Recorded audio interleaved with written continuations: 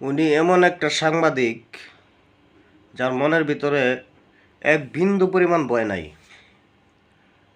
ওনার মতো সাংবাদিক যদি প্রত্যেকটা টেলিভিশনের সাংবাদিক এরকম সাহসিকতার সাথে সংবাদ পরিচালনা করত, তাহলে প্রশাসনের চেয়ে বেশি ভয় পাইত সাংবাদিকগুলাকে। দেখেন মাদারচুদ এজেন্সিগুলার কাণ্ডগুলা দেখেন, মানুষের টাকা নিয়ে মাদারচুদেরা কি করে দেখেন। আপনার সাথে কেন আপনি টাকা নিয়েছেন, বিদেশ পাঠাবেন, আপনি ওনাকে কেন বাসায় নিয়ে গেছেন? হ্যাঁ, বাসায় আলাদা রুম আছে এখানে। ওনার দিয়ে হাত পাটি পাইছেন কেন? কোনোদিনও না, কোনোদিন। উনি বলছে কত পাইছেন? একদিন না হাত পাটি হয়েছে, মিশা কথা কইেন না, মুসলিম হয়ে তুমি মিথ্যা কথা বলবো না।